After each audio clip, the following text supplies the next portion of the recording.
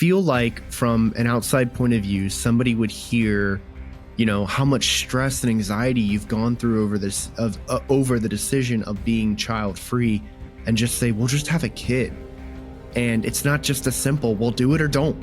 There's so much more space that needs to be had for a decision like this. It may not sound huge to people on the outside, or it might. It's impossible to tell. It's just important to not minimize what a person is going through, what a person is feeling.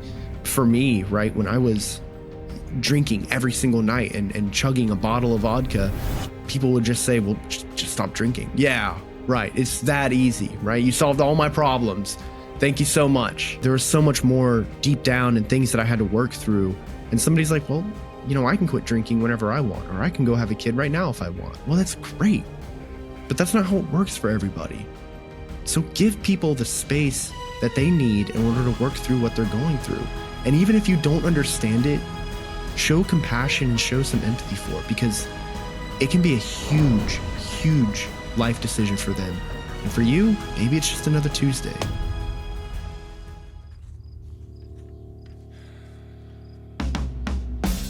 Welcome to the No Streetlights podcast. I'm Aaron. And I'm Tim. We're veterans, here to talk about mental health, resilience, and the struggles we face every day. Our goal is to foster kindness through understanding. So, let's take a breath, relax, and be welcome.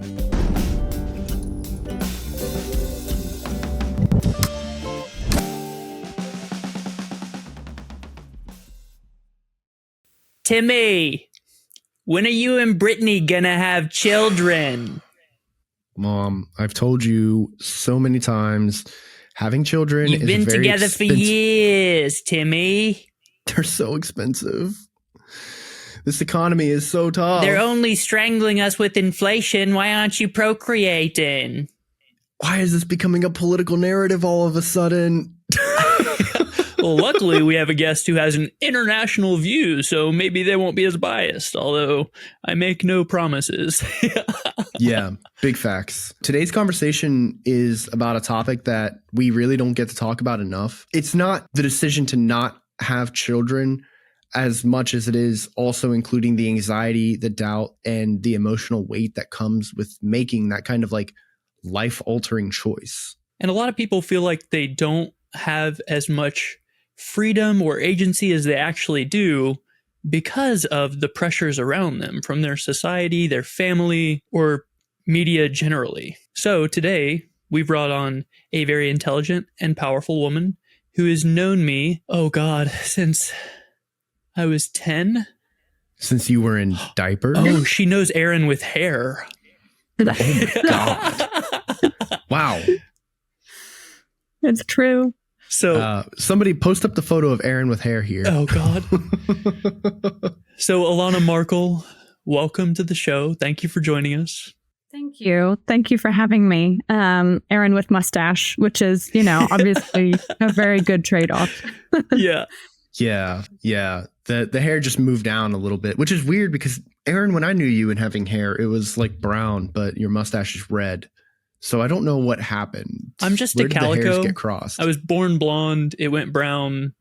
My body hair is black and my beard is red. So I'm just a calico. Yeah. So we do have Alanna Markle joining us, which some of you may recognize the last name there. I'll let you guys piece that together, investigators out there. What's important is this conversation. We're talking with Alana, who has navigated a decision that requires deep thought and honesty. It's not about regret or certainty, but wrestling with complex emotions and learning to live with the ambiguity that follows such a decision. And of course, Aaron and I, being in the military, we know a thing or two about making tough decisions. We've had to face choices that's altered our future, forced us to reevaluate who we are, and test our mental health, which is kind of, the whole driving factor behind this podcast. So what I feel from this conversation is a really strong parallel with you here, Alana. And I'm really glad we get to sit down and kind of work through your thought process here. Not only does it help validate other people's opinions and thoughts, and if somebody is out there struggling with a hard decision they have to make, they'll be able to hear your words and be able to be like, damn, she really made that choice. And I can understand what the ramifications of that would be. So, Alana, with that being said, it's a lot. Sorry.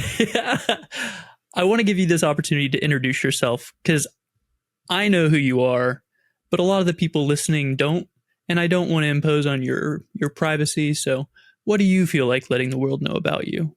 Thank you. I appreciate the consideration and the beautiful introduction. It was like really landing with me. So my name's Alana. I'm a native of West Virginia, and I now live in the UK with my partner, who's British, and my lovely cat Maggie, who's also very much British.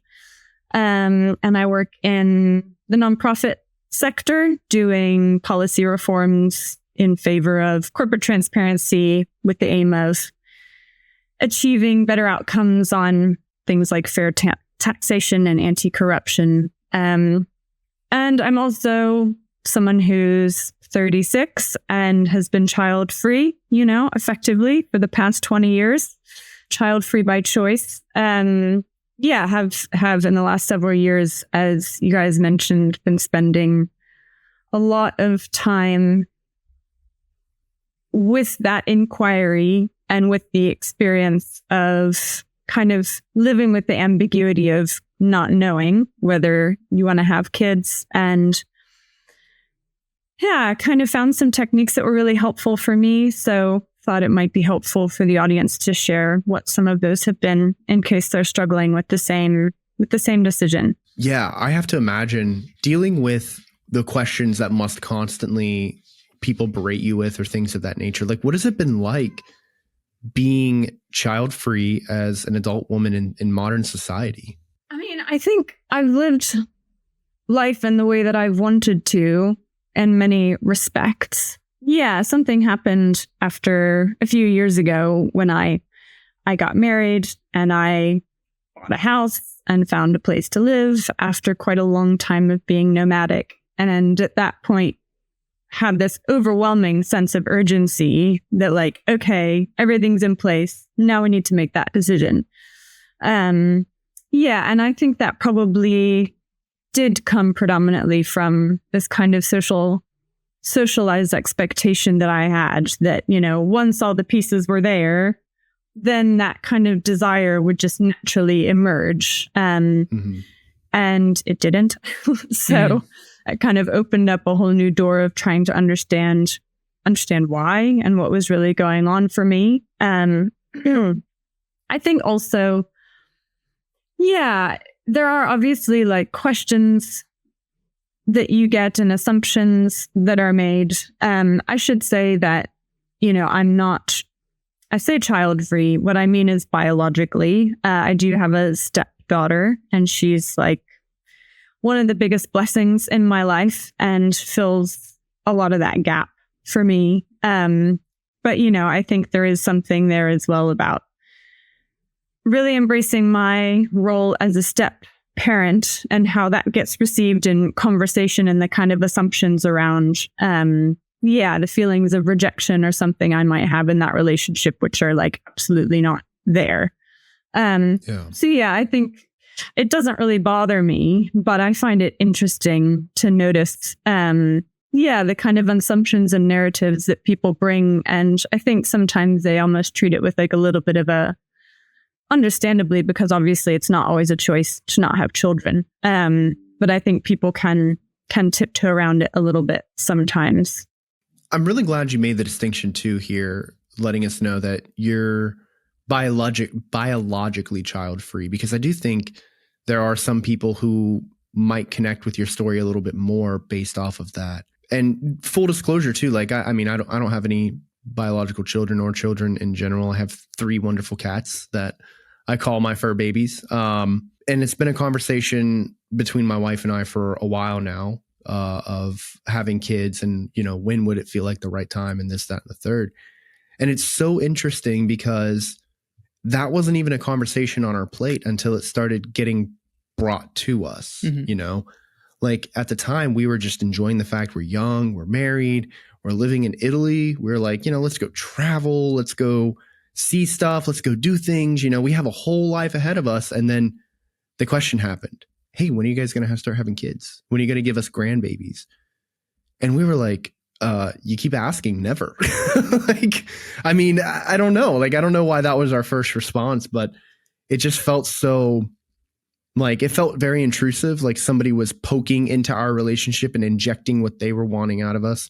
Even though like it might come off as like as an innocent question, it does create this sense of like, when are we going to do this? Like, oh my God, I wasn't even thinking about that. Like, you know, I just wanted us to have a great time, be married, enjoy life, you know, and let the pieces fall into place. Like you said, right? Like buy a house and settle down and white picket fence and little crusty white dogs running in the front yard. But you know, the first time the question popped up, it felt off. It kind of like, it was like the car came to a screeching halt for me. And I think a lot of young couples, especially in today's modern, you know, political climate and generations, we're all thinking pretty similar to that. And people are getting married and they're being asked, when are you going to be doing X, Y, and Z? Oh, you guys don't have a house yet? Come on. What's wrong with you? I find it so remarkable that you talked about being nomadic at first, because that kind of like rung out within me that those who live the lightest leave the darkest tracks, or the deepest tracks. Those who walk lightest leave the deepest tracks is what I think I'm trying to say here. Because Tim is a security forces investigator for his command in Italy. I was a firearms instructor. So from our professional career, we were trained that we have to be accountable for every round that comes out of our barrel. But it seems like without that life and death decision making being injected into like, you have to know this verbatim, that verbatim, and if you're wrong, you could go to Leavenworth or somebody dies. But it seems like the fact that you were just going with the current instead of just like walking along the shore, that these things kind of naturally came to you.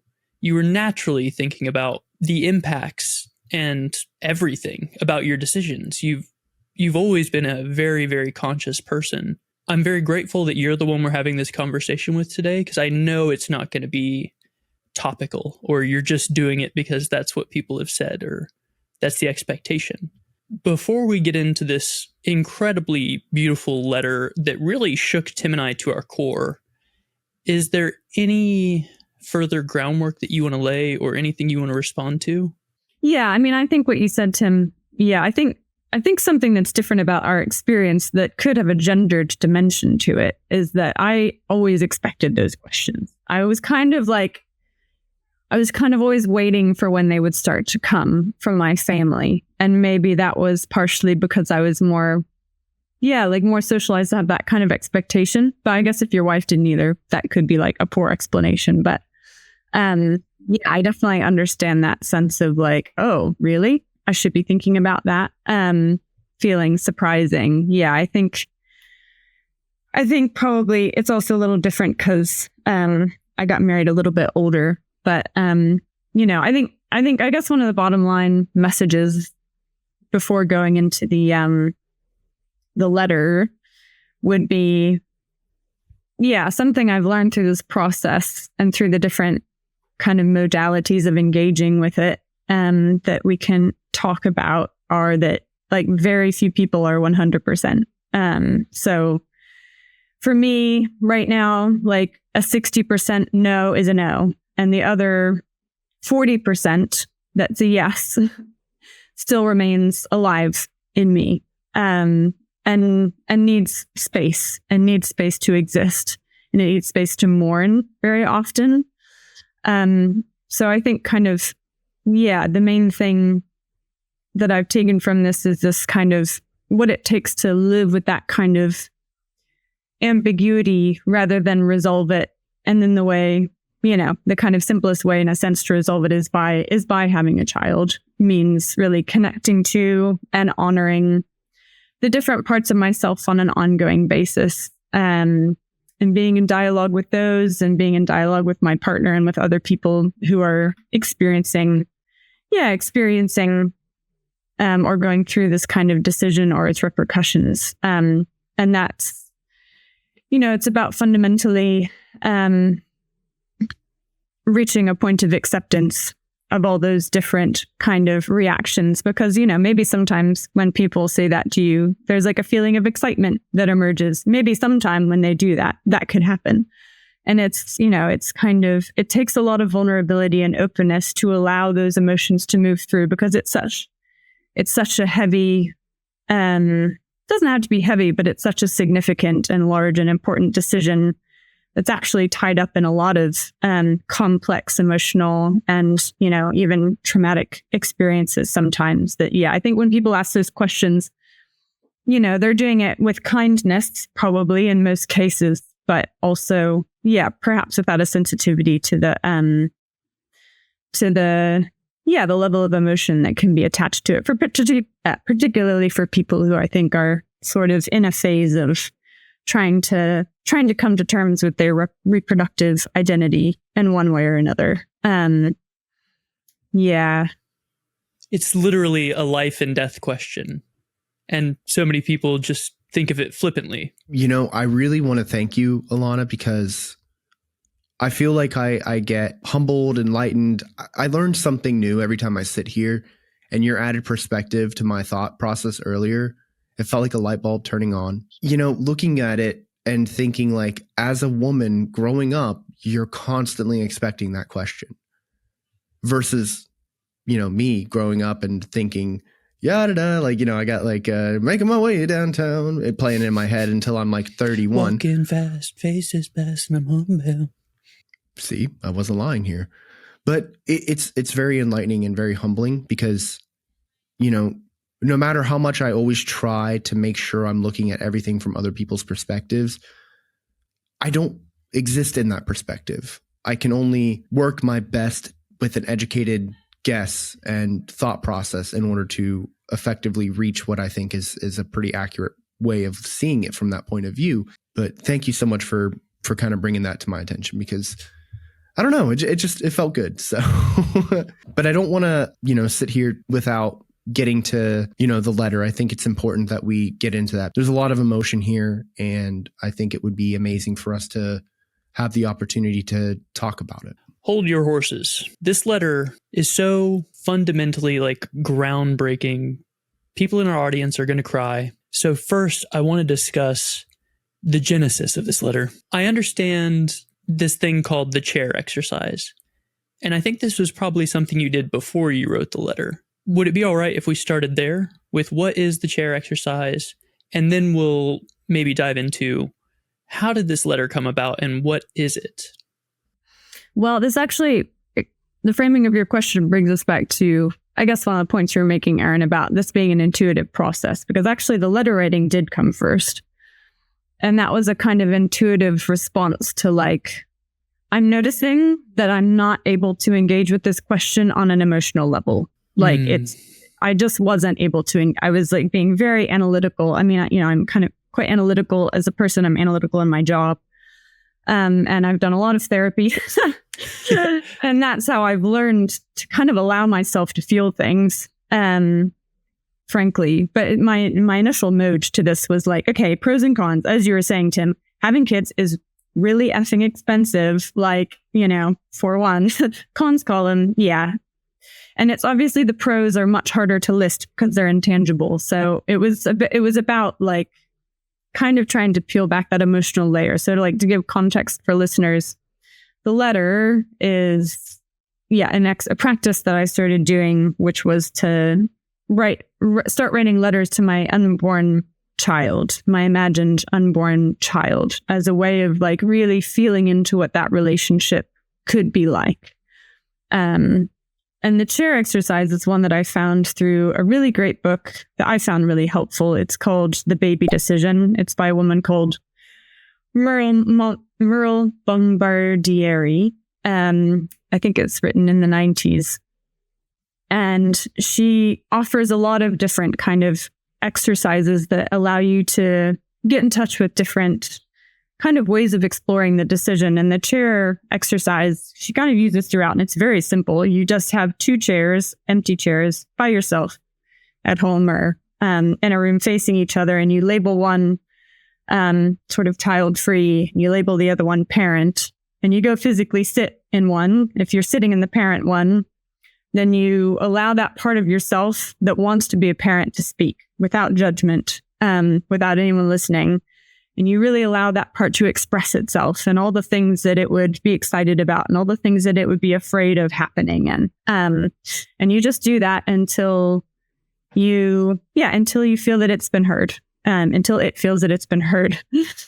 And then you move over to the child-free chair, and let that part express itself. And so it's an exercise in kind of free expression, and also ideally kind of listening to yourself without judgment, like allowing that, because we all have that internal managers in our head that are being like, oh, but, or, it's kind of asking those parts to relax back and to really hear what each of those sides of yourself has to say. So it's a really simple, but I felt really effective. And I would suggest that book because it has a lot of different, journaling things or visualizations or, great ways for different kinds of brains to engage.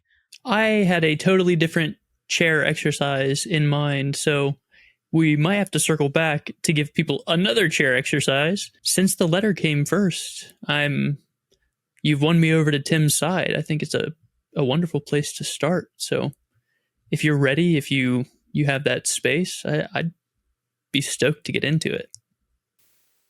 Okay, sure. So this is one of the letters, kind of an amalgamation to my unborn child. Dear Helena, my unborn daughter, I named you for my great-grandmother, Nanny Boozman. Nanny was about 4 feet high in life, and in death is a towering figure. Her story is a binding force in our family, a source of strength and identity. But these letters are not for her, they're for you.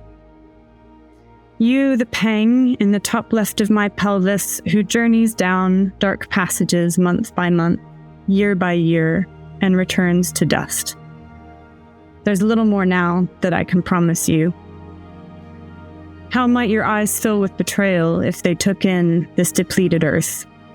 Its bloated skies, its acid seas, its silent springs. What could I promise you when its regeneration feels so distant and shrouded in uncertainty? I'm not a person who moves lightly through the world, and I fear what is beyond my control. Are you in my control, my little chestnut? The chemistry and compounds that would spark you have their own momentum, and I fear the realization of your consciousness, your vibrant autonomy. The ignition of your soul belongs to an ancient, autonomous will which sparks that tiny flicker of heartbeat, a collation and evolution of cells, a feeding of one body to another, the nurturance of slick tissues. I hold space in my mind for your emergence through that compressed collusion of breathy and breathless moments, through that succession of wails, through that pain, that pressure, that final transformation. The birth of a daughter is also the birth of a mother. The birth of a mother is also the death of a self, and to allow the self to die, to surrender to that becoming of a new kind of being, it's an act of immeasurable courage. Yet for centuries, this is a task that our societies have asked of women. So steeped in pronatalist myth-making, our bodies have been subjugated and manipulated in countless ways towards this one mundane and miraculous end. Helena, what if instead of you, I choose me? It would be a greater act of rebellion than I might have believed myself capable. I'm also not the rebellious type. And yet, in this one way, I have been.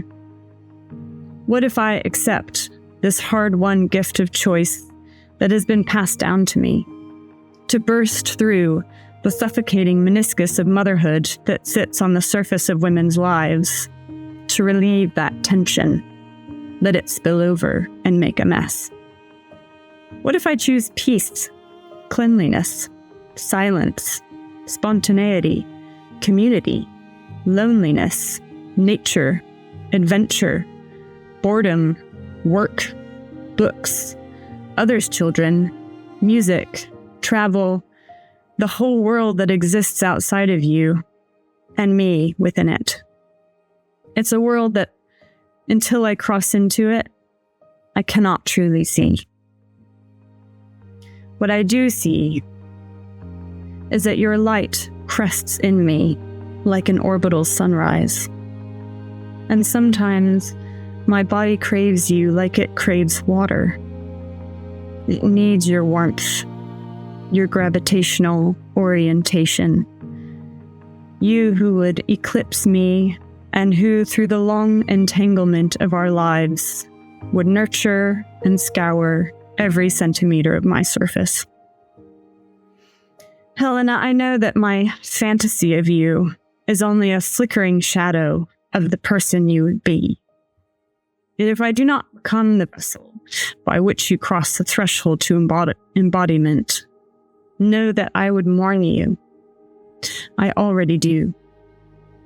Even in your image, I feel an aching sense of your lost innocence, an unrealized wisdom. It reverberates through me and has become a familiar kind of sadness. Know that I would bury you in my heart. Know that I have seen you. I have felt you. I have held you. I have loved you. And that you, in your beauty, could never have truly been denied. Love, Mother.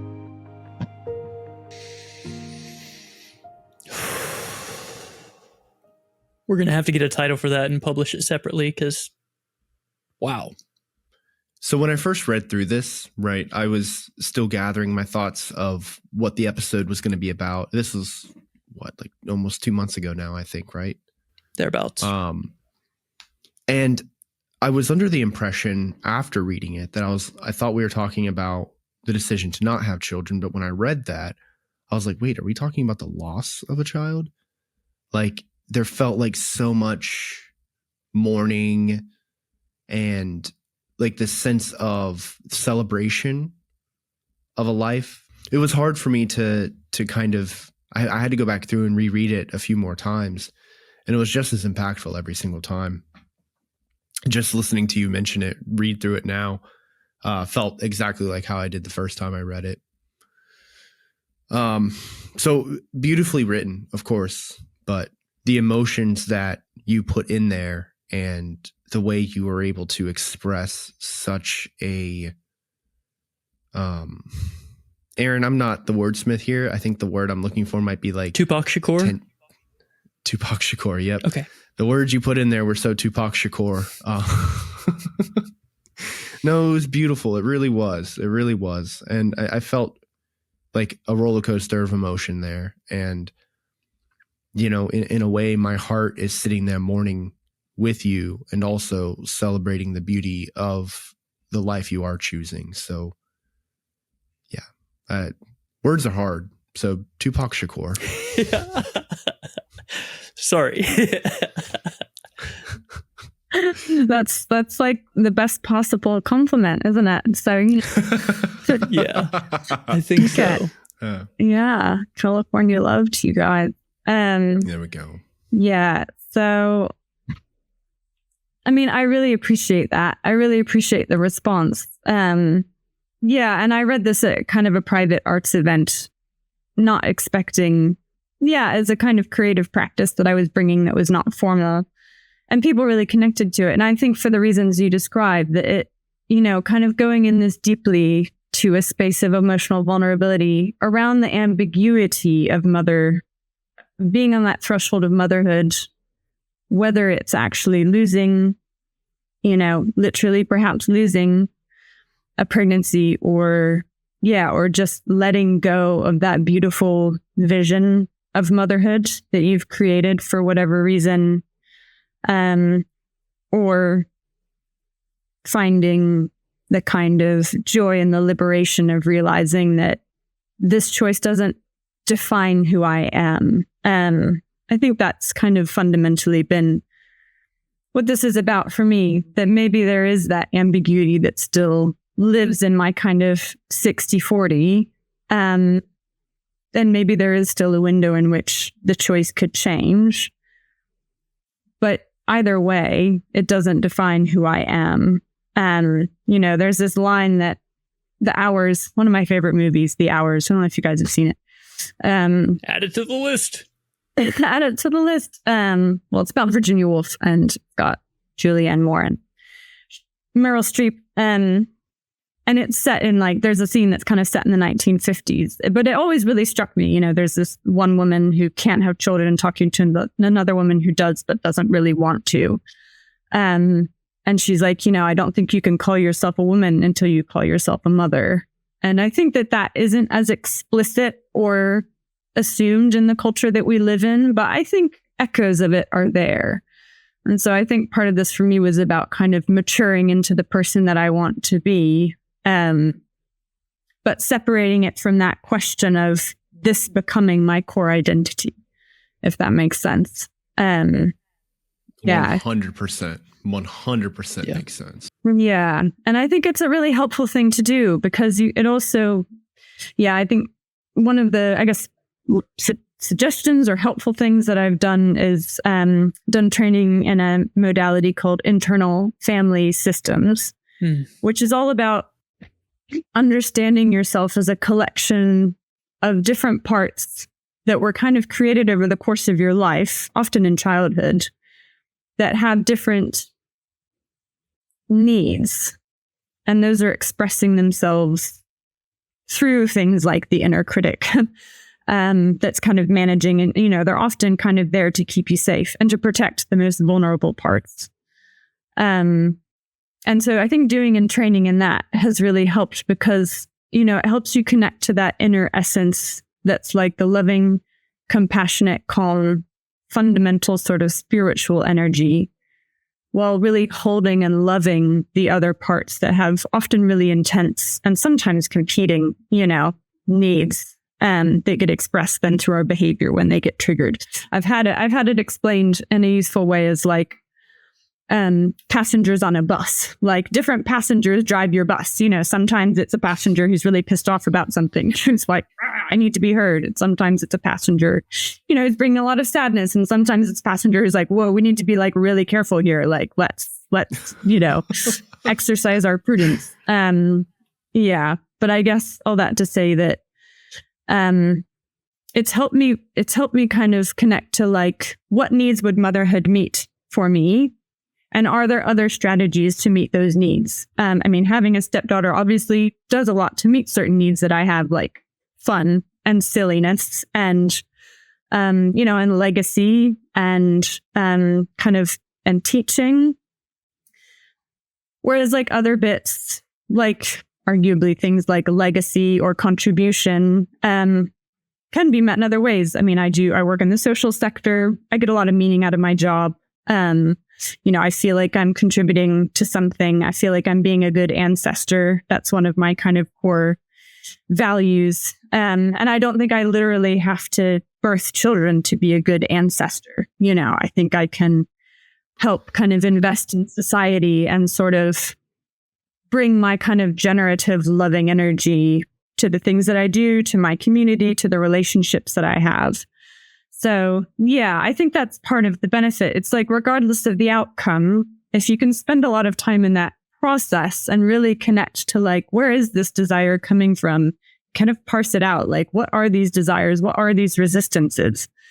It can be helpful in just kind of getting to know yourself a bit better. So then regardless of sort of whether you decide to stay child free or become a parent, you're doing that from a place of real kind of self-knowledge and self-acceptance. And obviously it's not the only way to do that. But I think for me, that's been a big benefit of really spending genuinely a couple years working through this in a lot of different ways. And that includes by being part of, I guess another sort of suggestion is like connecting to other people who are in this process, either directly or indirectly. So like one thing I've done is look for mentors.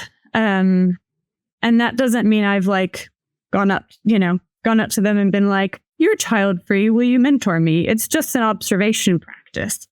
And ironically enough, like one of my biggest mentors is one of the most important mother figures in my life, who happens to also be child free by choice. But she was a really important person for me growing up and continues to be. But similarly, also, I kind of take indirect mentorship from women I work with, where because I have a belief for sure that like having a baby will destroy my life. Like it will destroy my career. It will destroy my financial situation. So, I have to also look at that and like challenge that kind of limiting belief. And that's helpful for me to be like, women in my workplace are like breast pumping, they're like going on maternity leave and they're coming back and they're still killing it. So I think that's like, that can be really helpful. But it needs to come from that place of like, I'm curious and I'm open, and I'd really like to explore what both of these pathways could look like, or I'm leaning towards one and like who's making it work, and who's kind of having a hard time, and like what can I do differently to make sure it works for me. I think that can all be part of this like pre-decision or ambiguity space that can be really generative, rather than just feeling like a stuckness, because obviously there's like a big risk of being like, we can't decide, so we're stuck. Like we can't move on with our lives. We can't make other decisions. We don't know where we want to live. We don't know what, whether we want to buy a house. Like there's all these interdependencies, but I feel like it helps to be like actively engaging. Yeah. Anyway, I'll let you guys respond before I continue to monologue. I sincerely appreciate how much you just said, because we could talk for the next 3 hours, but nothing is going to embody what a woman in her mid-30s is going through when she's making the decision to be child-free or not, more than what you just expressed. I felt so anxious and so tight and like so many things going on at once. I could tell you've spent years going through each of these points. And that's each step, yeah. That's an incredible thing that most people don't have in their lives, is holding space for themselves. One reason I think we're not solving a bunch of problems is because there's so much noise going on in people's heads that they can't hear themselves think. So I feel the weight of the silence you've allowed yourself to bask in order to really contemplate these questions. And I would really urge our audience to do the same, because of how powerful that is. I'd really like to go through a couple points in this letter. Tim, do you have anything you need to get out before I sidetrack us? I do. Yeah. I think it's kind of going along with what you said here, Aaron. I think it's very important to point this out too, because I feel like from an outside point of view, somebody would hear, how much stress and anxiety you've gone through over the decision of being child free, and just say, "Well, just have a kid. That'll fix it, right?" Yeah. And I love the way that you were able to not just completely destroy that question, because you've had to go through so many different things, different therapy modalities, different ways of changing your life and changing the way you think and challenging your own beliefs in order to even kind of understand it and cope and exist with what decision you're currently making. And it's not just a simple, well, do it or don't, get out of here, right? There's so much more space that needs to be had for a decision like this. And what every single time a person decides that they're making a decision that is a huge decision for themselves, right? It may not sound huge to people on the outside, or it might. It's impossible to tell. I can't tell you what you're thinking. It's just important to not minimize what a person is going through, what a person is feeling. You know, for me, right, when I was drinking every single night and chugging a bottle of vodka, people would just say, well, just stop drinking. Yeah, right. It's that easy, right? You solved all my problems. Thank you so much. You know, there was so much more deep down and things that I had to work through. And somebody's like, well, you know, I can quit drinking whenever I want, or I can go have a kid right now if I want. Well, that's great. But that's not how it works for everybody. So give people the space that they need in order to work through what they're going through. And even if you don't understand it, show compassion and show some empathy for it, because it can be a huge, huge life decision for them. And for you, maybe it's just another Tuesday. Bless. Snaps Thank all you. around. I just wanted to say that. Man, y'all are dropping bombs today. Thank you. I don't know. I think it's all Alana. We're just going off of her high energy and high intelligence. I had a word earlier, but I can't remember. Intuitive. Alana, do you have anything before I start parsing out this letter? Are we wearing the same glasses? Are yours Ray-Bans? Are you talking to me? Yeah. No, they're Are we not. wearing the same glasses? They are similar though. Oh, they do No, look they're similar. not. I felt like I did have something, but I've lost it. So we can move on.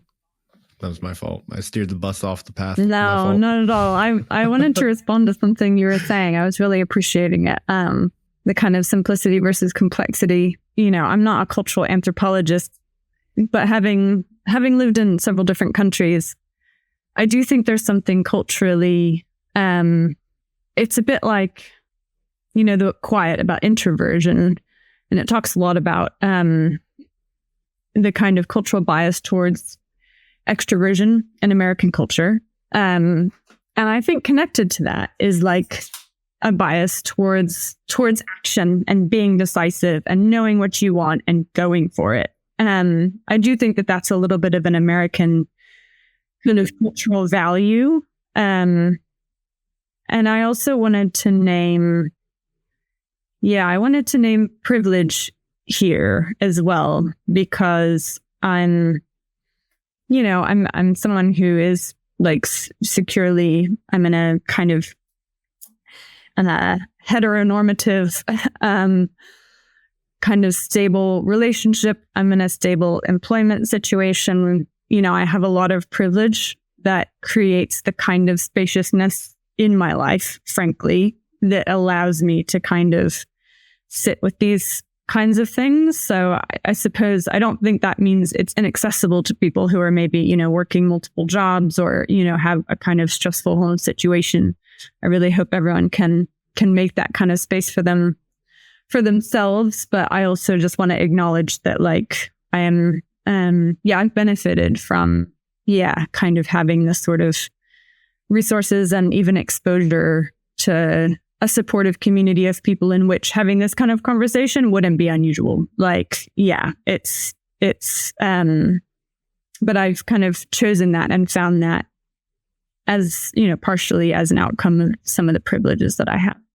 Maybe later or in another episode, we could discuss that, because as a heteronormative cis man or what have you, like, I got a vasectomy a few years ago, and it literally took me 10 minutes, which is something that most women don't get to experience.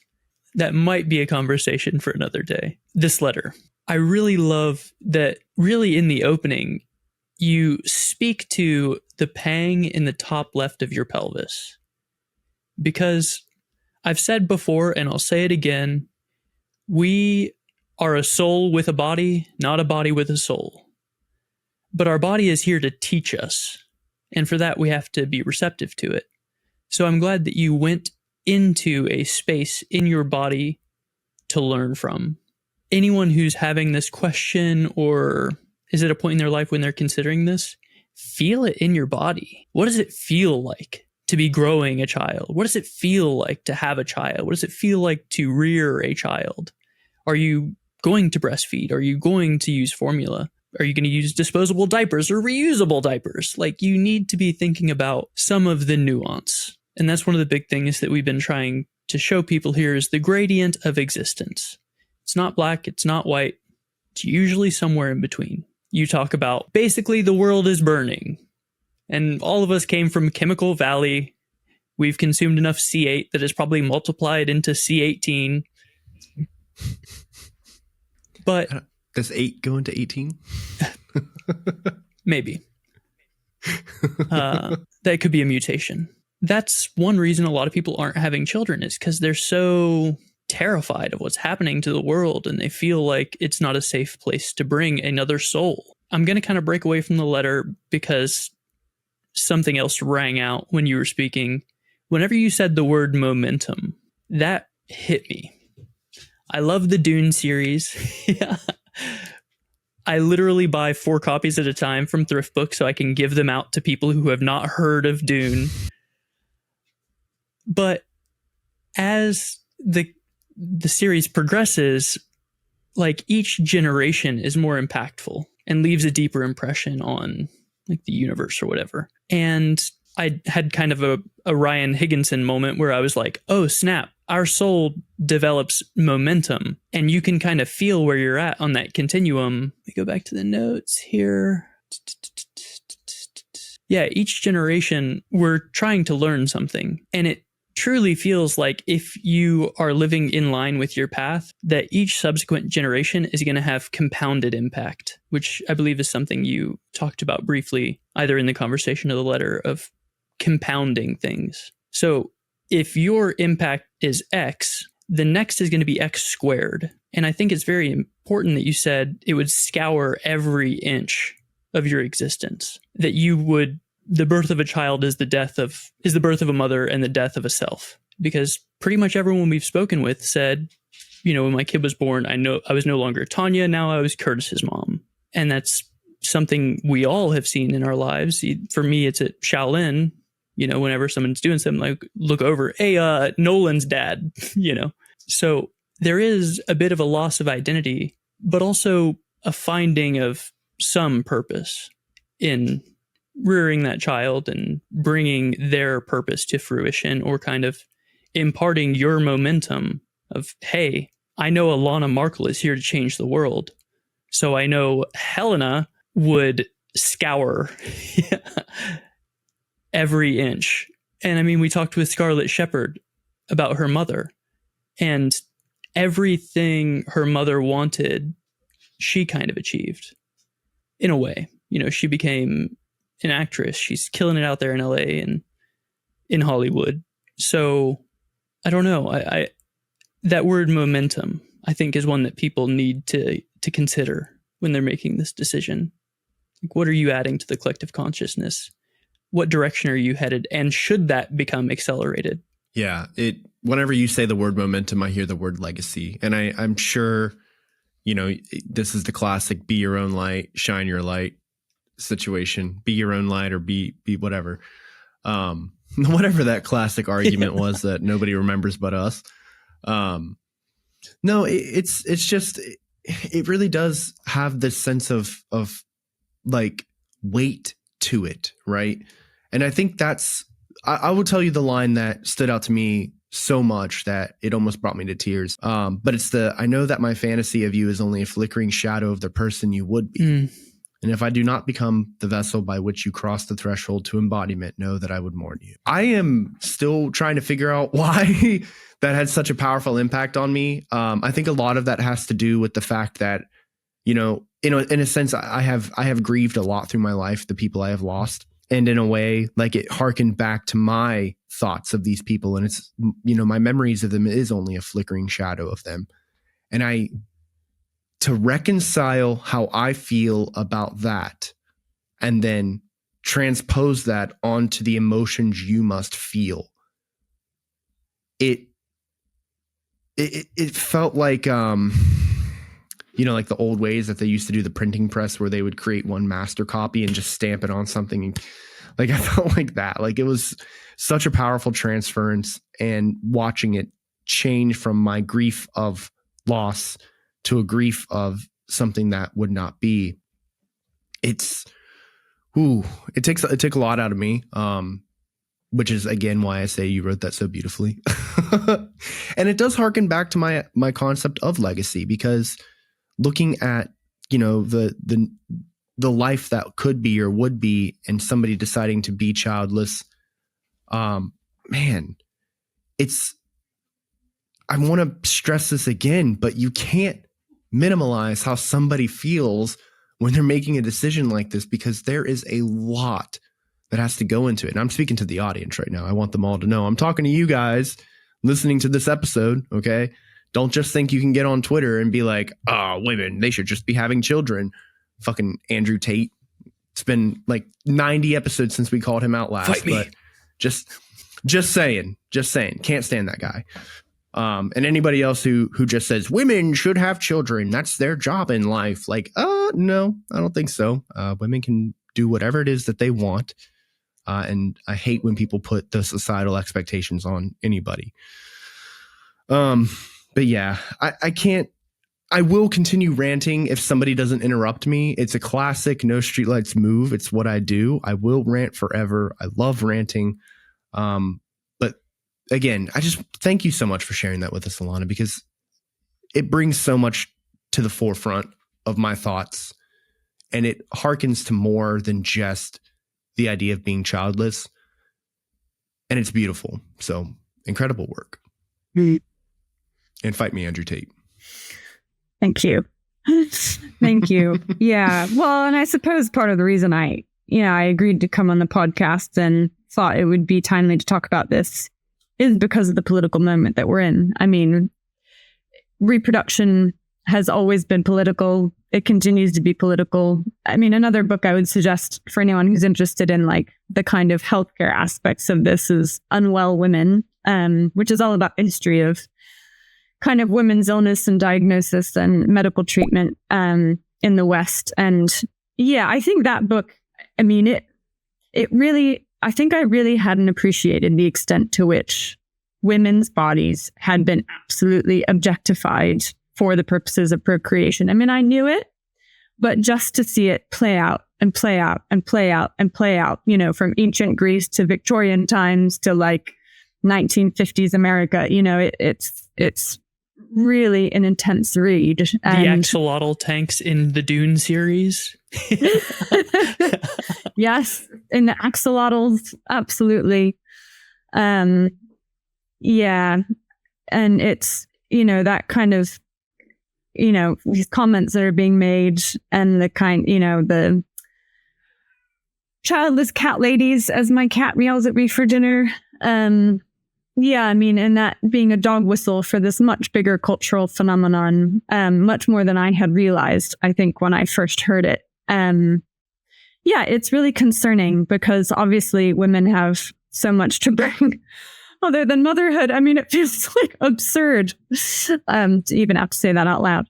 Yeah, and I was wondering, Tim, just like on a personal level, I think part of what I'm expressing is a therapeutic process around the kind of loss of vision that connects to my own childhood trauma, which is a way that a therapist helped me understand, having been through divorce and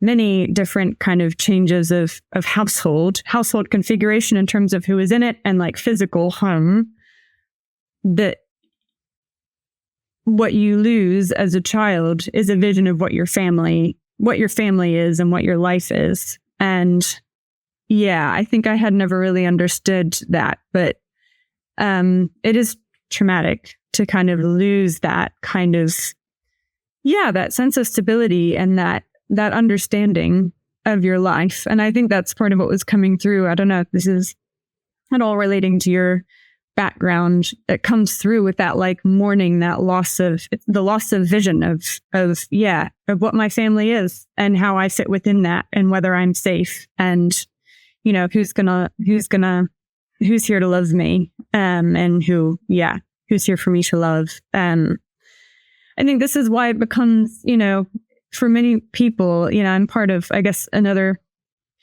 thing that I would mention just as like a practical thing that's been super supportive is that I am part of a a kind of community of women without children local to where I live. And we have periodic just listening circles, and people come at this from completely different perspectives. You know, there are people who are really longing to have children and, you know, haven't found themselves in the right circumstance. There are people who have always been 100% and they're like 100% no.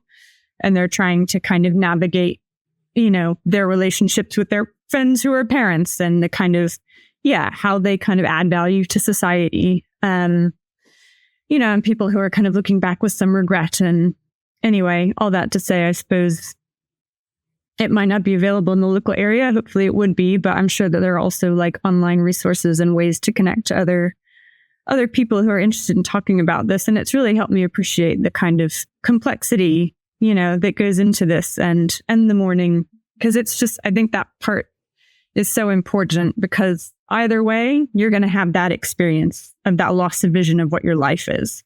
You're going to lose that sense of like, I'm someone who's free, you know, and who can kind of have all these possibilities to travel or, you know, to go after whatever that kind of acting career, you know. I don't really like that example, but I think you know what I mean. It's not saying that moms can't be actors at all, but you know what I mean. Chasing whatever dream that would be easier to chase if you don't have kids.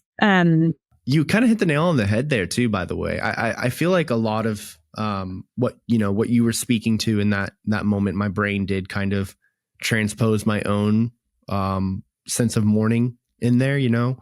Something I really want to know, right? You mentioned that writing the letter was your first form, you know, the first thing that you had done before you did the chair modality. I'm really curious, did the process of writing actually help you kind of sit with your emotions and actually like face them rather than avoid them? Yeah, hugely. I mean, I've always been someone who journals like when I need to, not kind of recording the day to day, but you know, and there's kind of going through something emotionally intense, you know, whether positive or negative. I've always used that as a way of processing. And I guess that's part of following the intuition of like, yeah, I need to do some writing around this. And that would be different for different people. You know, I'm sure there's like other creative, I think, you know, that kind of having some sort of creative outlet to help connect with that. Certainly for me, it helped enormously. Yeah. A part of me is wondering too, because we're having a pretty in-depth conversation about this here. Does talking about it sometimes reopen the wound, the door, so to speak, in your mind about, you know, bringing out any doubt or fear or anything? I mean, I think it's important to talk about it, but I also don't want to put you in a position where we're piling on, you know? Yeah, I appreciate that. It doesn't right now.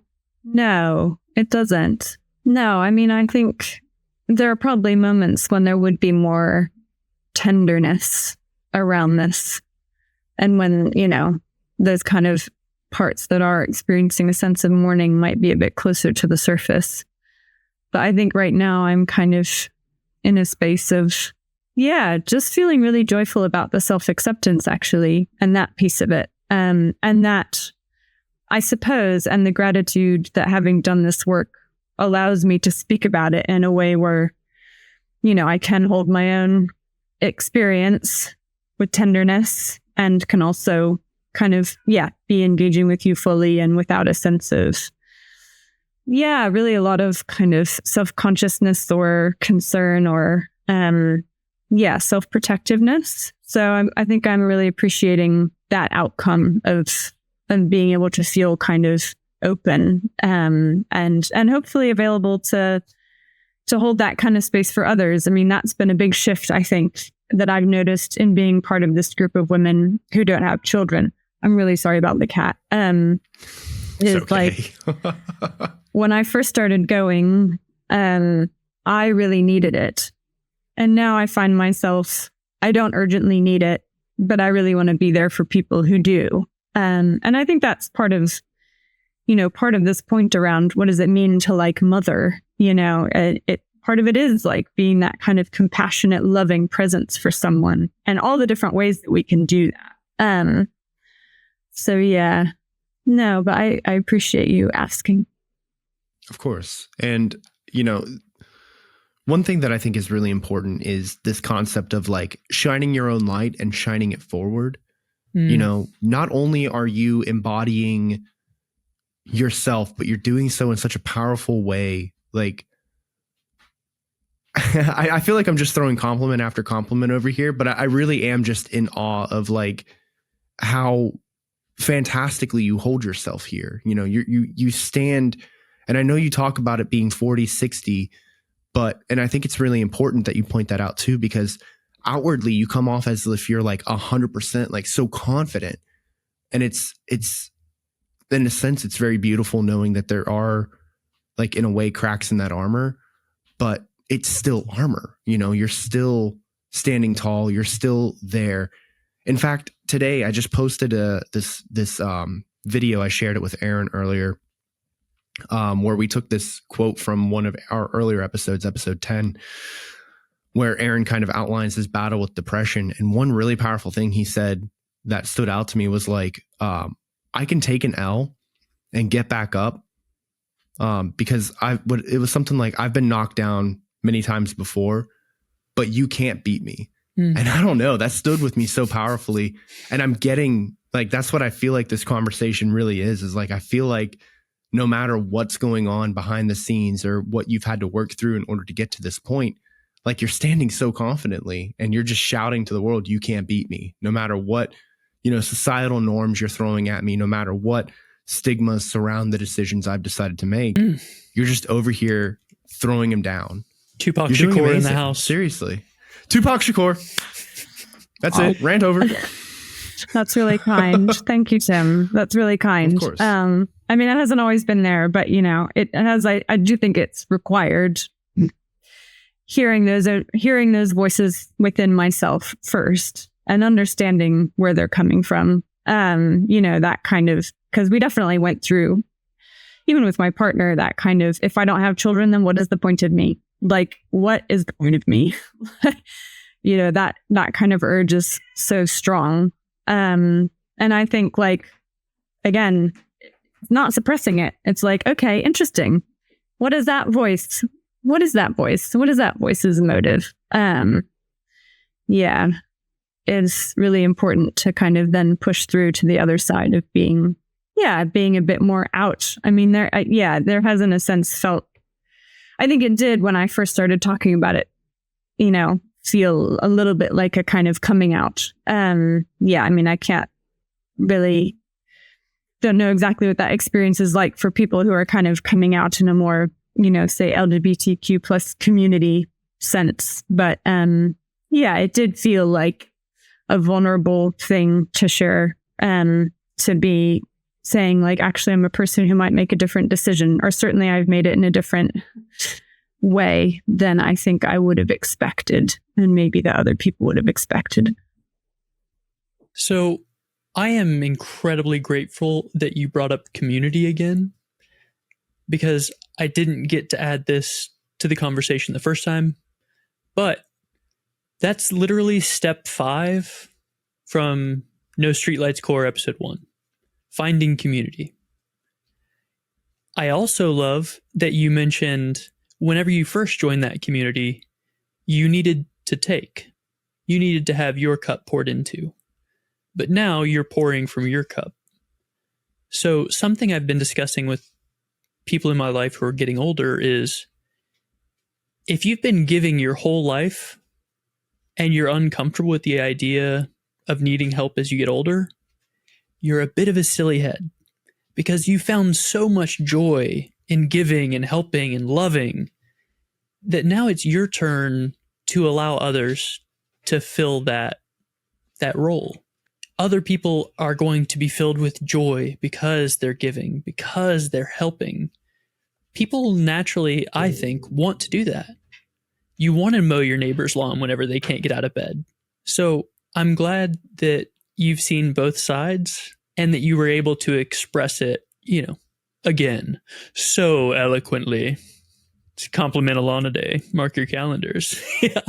Tupac Shakur. Tupac Shakur. I know Tim has asked about other modalities, and this is the chair exercise I thought you were going to bring up. So I want to provide this tool for Tim's tool shed. Your two chairs, the one that's child-free and the one that's a parent. You can sit in the child-free chair, and if you need to, you can put 2030 on the back and really kind of see your life for the next 5 years. And then you can step out of that chair and talk to the self that had continued to not have children, continued to be child-free, and talk to them about their life. What's it like? What have they done? What are they grieving? As we've talked about grief several times in this episode, and Tim is kind of Captain Grief. I'm sorry to bestow that moniker upon you. And then you can sit in the parent chair, parent 2030, and say, what does your life look like in 5 years if we have children? What struggles are you facing? What joy are you holding? How have you grown? How have you changed? Are you absolutely heartbroken that your body has changed from bringing life into the world? Or is that totally fine and normal and you still love yourself? You know, I think that it's so multifaceted that people need to have these tools to be able to work through these issues on their own. You know, for some people, therapy is not accessible. And I mean, you could go to betterhelp.com/NSLP to get 10% off your first month. Helps the channel out quite a bit. Or you go to your therapist that's covered by your healthcare. Or if there is no healthcare for you because you're living in America and they're murdering us with inflation, find a friend. Find a wise friend who is caring and compassionate and can sit there and hold space with you. Find Aaron. Find me. You actually can. For over on our website, nostreetlights.org, you can actually go and hire Aaron for an hour session, and he can sit there and provide space for you. Yeah, that is true. That is a service we're now providing through our nonprofit. Step 5 from NSLP Core 1, find community. Learn to be comfortable both giving and receiving. Sometimes you're going to be helping, sometimes you're going to be helped. And if you're not able to do both, I think you're kind of devaluing your purpose by only having one side of the coin. You need to be able to do both. You need to be able to help and be helped so you can bring joy to everyone. Those who have crossed over the other side that you're seeking, or those who have not yet crossed and are looking for that guidance. And if that's writing a letter to your unborn child in a beautiful and poetic way that's going to get published and probably have more views than the episode that contains it, or if that's a chair exercise where you express why you want to be child-free or be a parent, or what your life looks like in 5 years. There are tons of modalities that can help you make these decisions, and tons of people who want to see you succeed. Now I'm the one who's lost on a rant. Tupac Shakur. Yeah, I do want to say really quickly, Alana, I have one final question for you. But before I get to that question, I just want to say, I think the way you've navigated this topic today, there's so much grace and honesty and a metric ton of vulnerability that came along with it. Regardless if anybody has found themselves trying to make the same decision that you have, or if they're looking at a completely different Shawshank Mile that they have to go through, I think sitting here and hearing how you've managed to tackle the anxieties and the stress and every emotion that can possibly pile down from Mount Olympus that you had to handle and push back up like that one guy who pushes a boulder up. Sisyphus. Sisyphus, yeah. One must imagine Sisyphus is happy, right? But I think it's absolutely beautiful the way you've talked about it. And I think a lot of people can learn how to handle things that they're facing in life, hearing how you've managed to. So being at the point that you are now, I think it's important to ask, if you had to talk to yourself 5 years ago and give yourself some advice, what would it be? Buy shares in Zoom. Sorry. Fair enough. Get some Bitcoin. More like 10 years. 10 years, yeah. No, sorry. I mean, I think one thing I really took away from the book I referred to, The Baby Decision, that I think I would have helped me to know 5 years earlier, is that some regret is normal. There is like a healthy level of regret. And I think I've had a lot of like decision paralysis in my life because I feel like I have to make the one right decision, rather than allowing myself to let go of the other choice and trusting that I'll kind of manage, and knowing that, yeah, there will be like some sadness and some regret that comes along with having chosen one life path versus another, but that's normal, as long as it's not like a kind of paralyzing sense of regret. But I do think that's when it comes to this decision, that can be a really big motivator, is that fear of regret. And of not being able to handle the emotions that come with that. So yeah, I think that would be a big one. And yeah, I mean, I would give myself the advice of trusting the process, being in the process.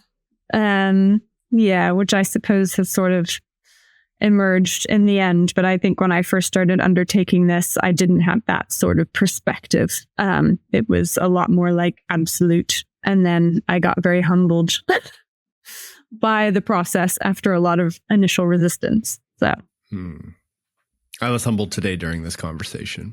So I feel that. That is what it do. So for the last time, I want to thank you, Alana. Thank you for coming on this show, being so vulnerable and open, and, sharing the process you've undergone to help others, because this is a big conversation. Doing the research, there was like one video with 2 million views about the baby decision, and most of the others had like 250,000. So if that means that 250,000 people are wondering whether or not to have children, I think this is going to help a lot, whether they're doing Alana's chair exercise, Aaron's chair exercise, or they're writing a letter to their unborn child. I think those three things are really going to help people accept themselves and allow them to live in this gray area, in this nuanced field that is constantly evolving and changing, because the only constant is change. Yeah, and I want to give a huge thank you to all of the listeners on this episode. Alana has shared a lot of vulnerability, honesty, and honestly, just beautiful advice for people out there. And I feel like everybody can learn something from this episode. What I also think is very important for you to understand, if you need a safe space or you need to like the video. But if you do need a safe space or a place where some space can be held for you, we have a community that we're building, and the larger our community, the better. So if you're interested in joining that, go check us out over on Patreon. We have a free membership, so you don't even have to give us money. If you like the show enough to where you want to support us fiscally, that's greatly appreciated too, but you don't have to. Okay. The most important part is the community.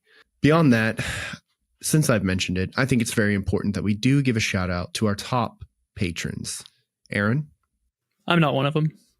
It's going to be Jason Grooms, Eric Spears, and our newest patron at this member, Nick, aka Atticus Thatcher. Check out his music. He had a baby that was born Friday. So that's incredible serendipity and all the other words. Tim, who do we have at the first shout out level tier? The first shout out lever. Pull the lever, Kronk. Wrong lever. God, I want to animate that and do something silly. The first shout out tier, we have two incredible human beings. Somebody who was actually, both of these people have been with us from the very beginning. I think it's important to note that without the legendary man, the myth, the Highland cow himself, Alanna Markle, you are the person who helped this show even find legs. And then also we have a wonderful friend, Ketria Hausner. Thank you both. And thank you, all five of the names we just said, for supporting our show and having so much faith in us. So, final little reminder, our podcast cannot be substituted for professional medical advice. If you do need help now, please call 911 or text or call 988 for immediate intervention. I already gave a shout out to our BetterHelp affiliate link. That's betterhelp.com/NSLP. Gets you 10% off your first month. Helps the channel out quite a bit. Switch therapists at any time. You can quit when you want, because guess what? You're in charge. It's your journey, but you deserve to get the help you need. Amazing. Thank you guys very much for sponsoring us.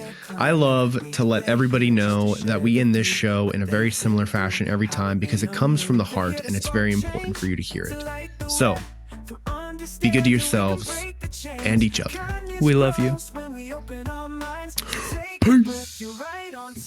No street lights, but we're finding our way in the dark, but we've got something